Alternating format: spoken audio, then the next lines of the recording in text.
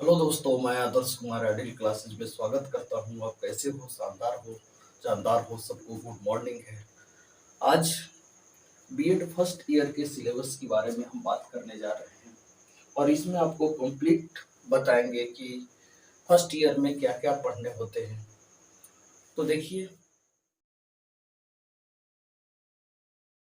Total subject जो होता है वो होता है 10 फर्स्ट ईयर में, और टोटल मार्क्स 650 के होते हैं। और इसमें जो बेटर मार्क्स अचीव करने का चाहिए वो है आपका 80% टू 90%। यदि इतना आता है तो आपका बेटर मार्क्स होता है, मतलब आप इसमें आगे अच्छे C TET, B TET, S TET की तैयारी करने में आपको सहूलियत मिलता है।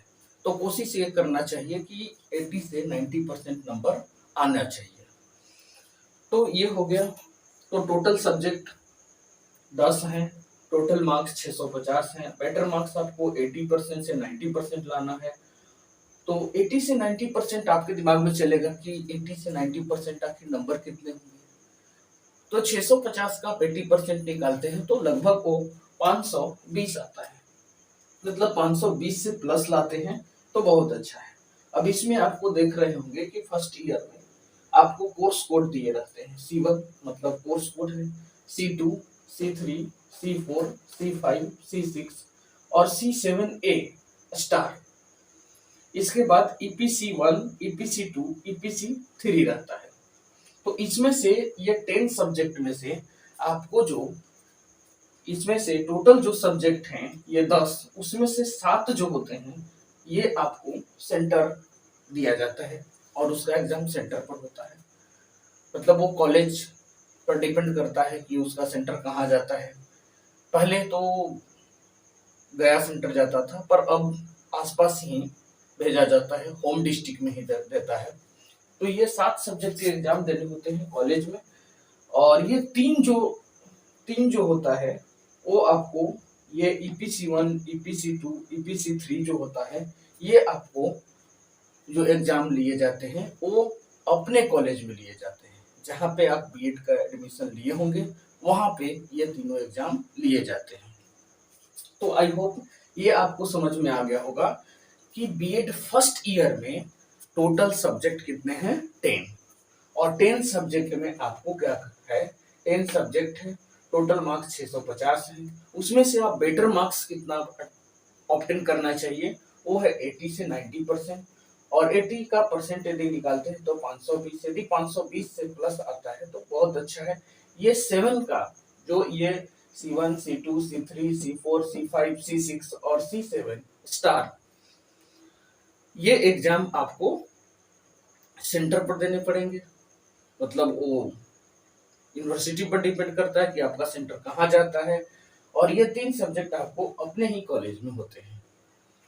तो ये तो कोर्स के नेम है कि C1 है, C2 है, C3 है, C5 है, C4 है, C5 है, C6 है और EPC1, EPC2, EPC3। अब इसका मतलब आप समझ रहे होंगे कि C का मतलब क्या होता है। तो C का मतलब कोर्स कोड है, ये नेम है, कोड दिया हुआ रहता है C1 का। और इसमें पढ़ना है आपको चाइल्डहुड एंड ग्रोइंग, मतलब ये कोर्स का नाम है, चाइल्डहुड एंड ग्रोइंग अप। तो ये पहला हो गया। तो childhood and growing up C1 में हो गया। C2 में कंटेम्प्ररी इंडिया एंड एजुकेशन। इसके बाद C3 में लर्निंग एंड टीचिंग। C4 में लैंग्वेज अक्रॉस द क्यूरिकुलम। और C5 में understanding discipline and subjects. C6 में genders, school and society. C7 star में पेडालॉजी ऑफ स्कूल। पार्ट 1 पढ़ना है ये फर्स्ट ईयर में पढ़ेंगे, और ये पार्ट 2 जो होगा वो सेकंड ईयर में पढ़ेंगे फिर। तो ये 7 स्टार ये दिया हुआ। ईपीसी का मतलब आप सोच रहे होंगे कि क्या होता है ये। तो ये बीएड आपको सिर्फ एक पढ़ाने के लिए ही नहीं बताता है, बल्कि बीएड जो होता है वो शिक्षकों को व्यवसायिक से संबंधित क्षमता को भी बताता है कि आप अपने जीवन में कैसे व्यवसाय को बढ़ाएंगे, या टीचिंग लाइन से हो या अपने करियर में जो व्यवसाय चुनते हो, वो सारी चीजें के बारे में भी बीएड बताता है। तो ये 3 सब्जेक्ट जो होते हैं ये शिक्षकों के व्यवसायिक क्षमता को बताता है। मतलब क्या है ईपीसी का सर, मतलब तो बताइए। तो इन चांसिंग प्रोफेशनल कैपेसिटीज होता है, enhancing professional capacities, enhancing professional of capacities, मतलब ये शिक्षकों की व्यवसायिक क्षमता को बताता है। तो ये तीन सब्जेक्ट वैसे हैं जो शिक्षक को ये बताया जाता है कि आप अपने करियर में कौन से व्यवसाय को कितना आगे तक बढ़ा सकते हैं, ये बताता है। तो ईपीसी 1, ईपीसी 2, ईपीसी 3 हो गया। इसमें पहला में पढ़ना है reading and reflecting on text. इसके बाद ईपीसी 2 पढ़ना है drama and art in education. फिर ईपीसी 3 में पढ़ना है critical understanding of ICT. ICT का मतलब क्या होता है, information and communication of technology. ICT का मतलब information and communication of technology.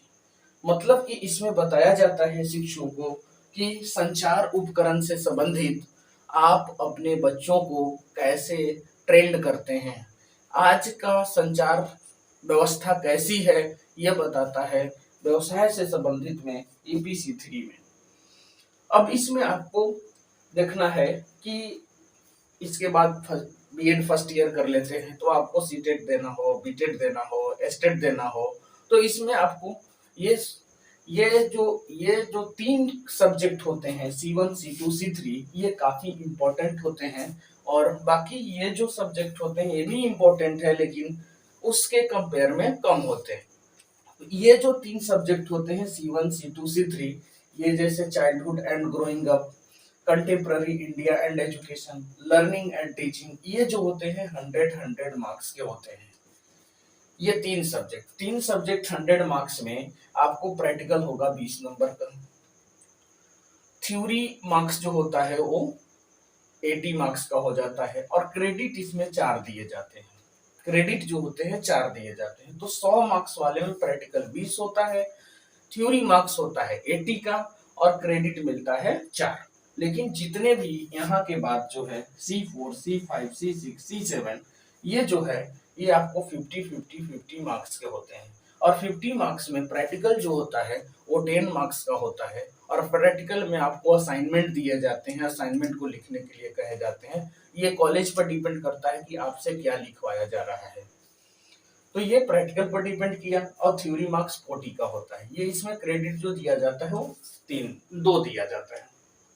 तो ये हो गया। इसके बाद 6, 7 जो हुआ वो जेंडर, स्कूल एंड सोसाइटी और pedology of a school part 1। इसके बाद ये ईपीसी 1, ईपीसी 2, ईपीसी 3, ये जो तीन सब्जेक्ट होते हैं ये आपको कॉलेज में ही प्रॉपर होते हैं और ये शिक्षकों को व्यवसायिक क्षमता से संबंधित सब्जेक्ट होता है।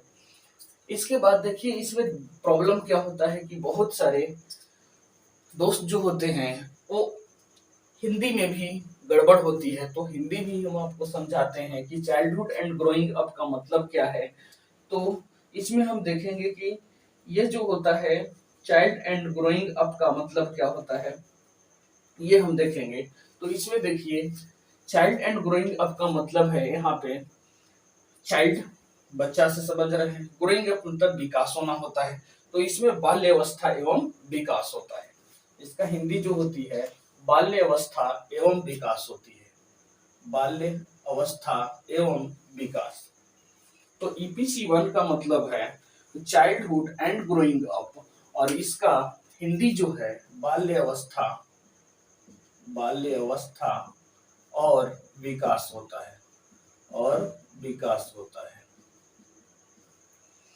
बाल्य अवस्था एवं विकास होता है। इसके बाद होता है contemporary India and education. Contemporary India एवं एजुकेशन मतलब समकालीन भारत, समकालीन भारत, समकालीन भारत एवं शिक्षा, एवं शिक्षा। तो C1 में हो जो होता है वो बच्चों के, अब जन्म लेता है, जन्म ले लिया बच्चा, तो उसकी जो अवस्था होते हैं वो बाल्य अवस्था से लेकर उसकी विकास तक कैसे ग्रो करता है, ये सारे जो आपको नॉलेज होते हैं वो चाइल्डहुड एंड ग्रोइंग अप में ही पढ़ाए जाते हैं। ताकि आप बच्चों के सर्वांगीण विकास को समझ सके, कहाँ पे उसको विकास क्या है, शिक्षा क्या है, ग्रो का मतलब क्या है, डेवलप का मतलब क्या है, ये सारे चीज इसमें आपको बताए जाते हैं। देखिए ग्रोइंग और डेवलपिंग में भी अंतर होता है।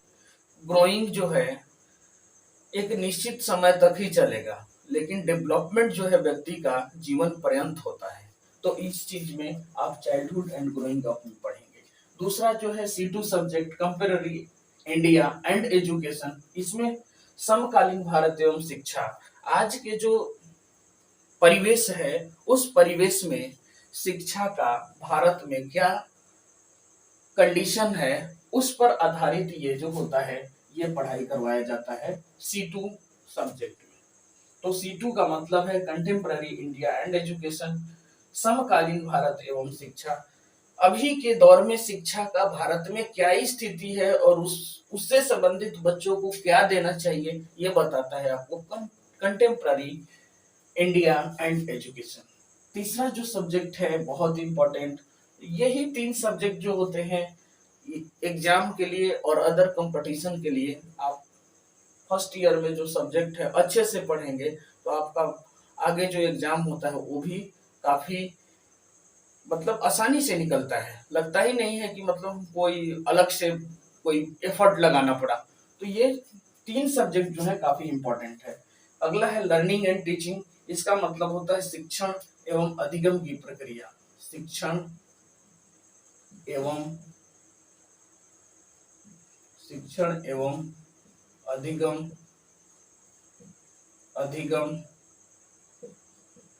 की प्रक्रिया शिक्षण एवं अधिगम की प्रक्रिया। ठीक है, तो ये लर्निंग एंड टीचिंग में हम लोग क्या पढ़ते हैं, शिक्षण एवं अधिगम। अधिगम मतलब सीखना है, शिक्षा के साथ साथ में हमें क्या सीखना है। जैसे हम शिक्षा प्राप्त कर रहे हैं और मुझे सीख ही कुछ नहीं मिला, जैसे आपके अंदर इमोशंस नहीं आए, समय में किस समय में क्या करना है ये चीज आपके अंदर फीलिंग नहीं आया, तो आप लर्निंग एंड टीचिंग में बहुत बड़ा कुछ हासिल नहीं कर पाएंगे। तो लर्निंग एंड टीचिंग में यही सब बताए जाते हैं कि आप कैसे किस समय में क्या करेंगे और किसके साथ कैसे बातें करेंगे, ये सब सारी चीज आपको बताया जाता है। लैंग्वेज अक्रॉस द क्यूरिकुलम होता है जो C4 है सब्जेक्ट, उसका मतलब है पाठ्यक्रम भाषा। पाठ्यक्रम भाषा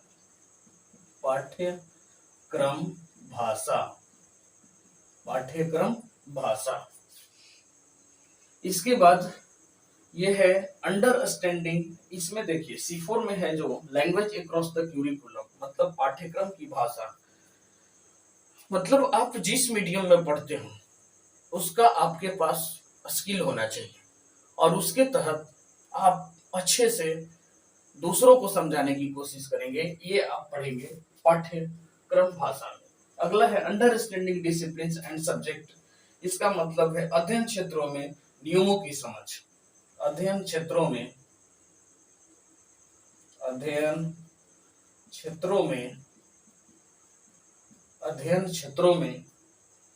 विषयों की समझ,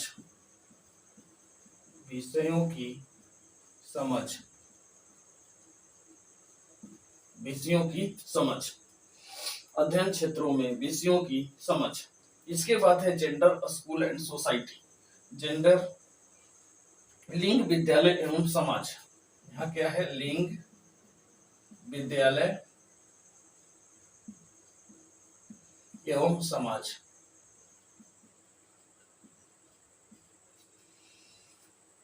बीएड जो है देखिए बच्चों को पढ़ाने से ही नहीं, एक स्कूल में भी एक सोसाइटी ऐसा बनाना है आपको कि उसको ये फील ना हो कि ये बहुत बड़े चीज हम कर रहे हैं। पढ़ाई जो है ना हंसते हंसते में पूरी होनी चाहिए, तब वो सबसे अच्छा समझाने वाला भी है और समझने वाले को तो प्रॉब्लम ही नहीं आएगा। कभी वो लगेगा ही नहीं कि ये बहुत बड़ा बर्डन है, शिक्षा बहुत बड़ी चीज होती है, ऐसा कुछ नहीं लगेगा। तो ऐसे आपको वहां पे माहौल क्रिएट करना है कि लिंग, विद्यालय एवं समाज जैसा लगे। अगला जो है 7 स्टार जो है, स्टार इसलिए दिया रहता है कि अगले बीएड सेकेंड ईयर में भी आपको ये पढ़ने होते हैं part 2। Pedology of a school. Pedology of a school का मतलब क्या होता है? शिक्षण शास्त्र, शिक्षण शास्त्र, शिक्षण शास्त्र, शिक्षण शास्त्र, शिक्षण शास्त्र होता है। अगला जो है EPC1, reading and reflecting on text, reading and reflecting on text. इसका मतलब जो होता है वो ये जो है भाषा आपका रीडिंग एंड टेक्स्ट, पाठ को पढ़ाना एवं समझाना, पाठ को पढ़ना एवं समझाना, पाठ को पढ़ाना एवं समझाना। अब आप टेक्स्ट के रूप में समझाइए, रीडिंग उसको ऐसा दीजिए, रिफ्लेक्टिंग ऐसा कीजिए कि आपको वो पाठ को समझ में आए।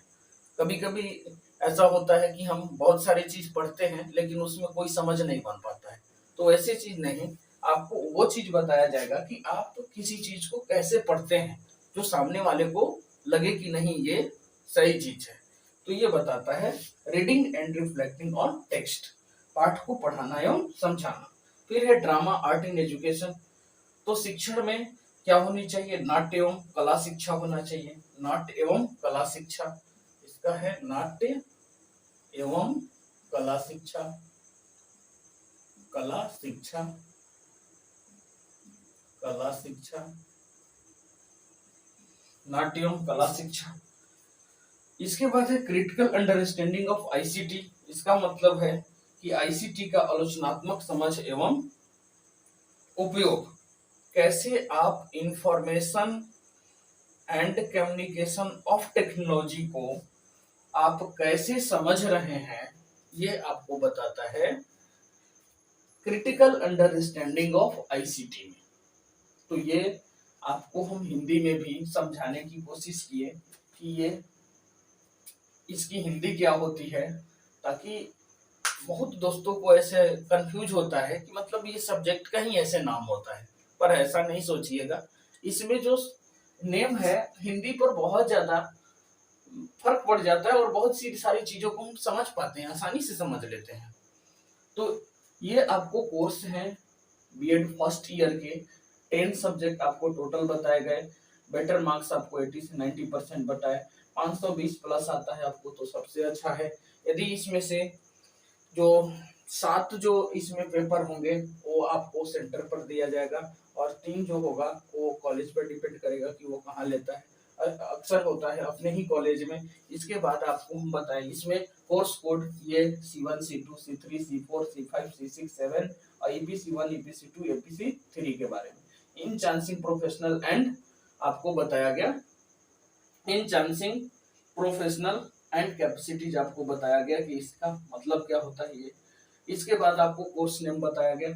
C1 में आता है childhood and growing up, contemporary India and education, learning and teaching, language across the curriculum and understanding disciplines and subjects. इसके बाद C में जेंडर, स्कूल एंड सोसाइटी, 7 में पेडालॉजी ऑफ स्कूल, EPC1 में रीडिंग एंड रिफ्लेक्टिंग टेक्स्ट होता है, EPC2 में drama art in education होता है, EPC3 में पढ़ने होते हैं क्रिटिकल अंडरस्टैंडिंग ऑफ ICT।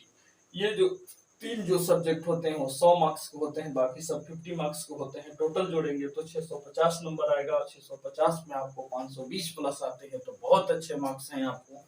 और टोटल जो 100 नंबर वाले होते हैं उसमें प्रैक्टिकल होता है 20। प्रैक्टिकल में आपको असाइनमेंट दिए जाते हैं, वो कॉलेज पर डिपेंड करता है कि आपको क्या लिखवाया जा रहा है। और ये टोटल मार्क्स 80 का होता है, इसमें क्रेडिट मिलता है 4। और 50 मार्क्स वाले में आपको 10 नंबर का प्रैक्टिकल होता है, 40 नंबर का थ्योरी मार्क्स होता है और क्रेडिट इसमें मिलता है 2। तो आई होप आप ये अच्छी तरह से समझ गए होंगे। यदि आपको वीडियो अच्छा लगा होगा तो शेयर कीजिएगा, सब्सक्राइब कीजिएगा, लाइक कीजिएगा। मिलते हैं नेक्स्ट वीडियो में, तब तक के लिए गुड बाय, जय हिंद।